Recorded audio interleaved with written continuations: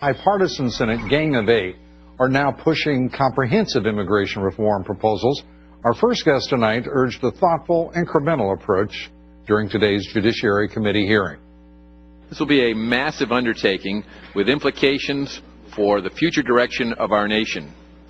As such, we must move forward methodically and evaluate this issue in stages, taking care to fully vet the pros and cons of each piece. Joining us now is the chairman of the House Judiciary Committee, Chairman Bob Goodlatte. Good to have you with us, Mr. Chairman.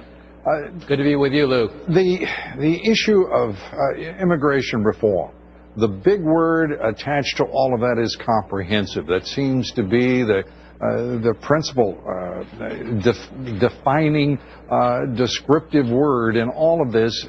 And what I've heard so many people say is we have a broken immigration system for lawful immigrants. We have a broken border security system, and we need a rational, effective, humane reform, existing immigration reform, to give people at least a legal status who are here, in most cases for a long period of time, illegally. Why this fascination with the word comprehensive? Well, a lot of these issues do relate to each other. People who are interested in having a legal status for people who are not lawfully here also want to know, how are you going to stop this from happening again?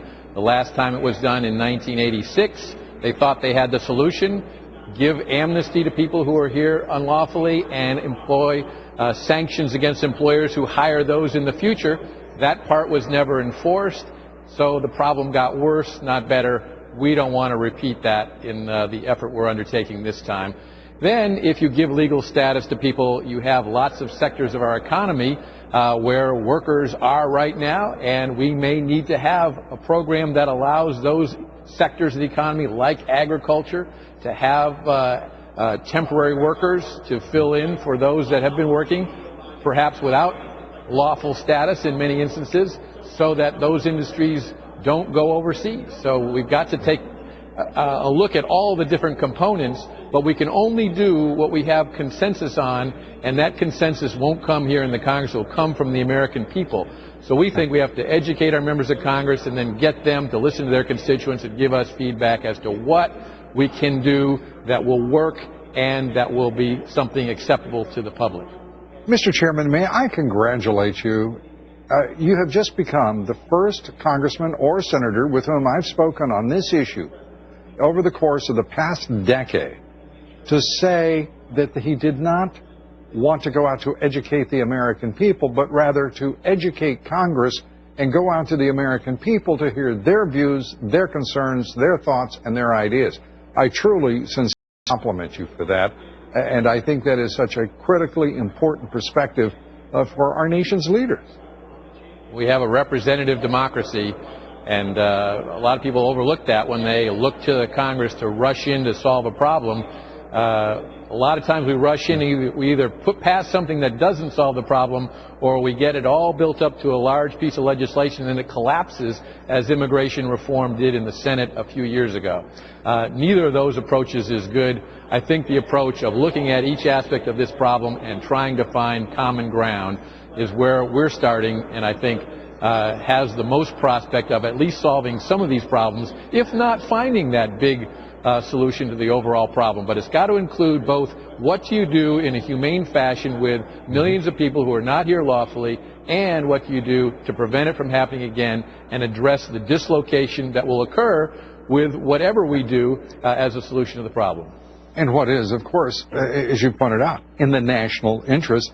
Let me ask you, there is so little correlation in this country between what we need in the way of skills and education levels in the immigrants we seek lawfully. What is your, at least, initial perspective on that issue? Well, the United States is the most generous immigration policy in the world. We admit 1 million people a year to lawful permanent resident status, and only a small percentage of that are people with skills that we've identified that we need to help grow our economy. And yet our universities educate far more than any in the world in terms of people with graduate degrees in science and technology and engineering and math, the so-called STEM categories. Right. So what we need to do is to make sure that we look at our immigration from the standpoint of, should we do what the United Kingdom or Canada do, where 60% of their lawful immigrants are related to job skills and educational background as opposed to other qualifications that we use in the United States. That's got to be a part of this overall immigration reform process as well. What can we do to help American workers by keeping these talents here that create new companies, that have brilliant ideas, that create new jobs for Americans, as well as keep them here after we've educated them here? Congressman Bob Goodlatte, we appreciate you being here, Chairman of the House Judiciary Committee. Thank you very much, Thanks, sir. Lou. We'll have much more on the right fix for our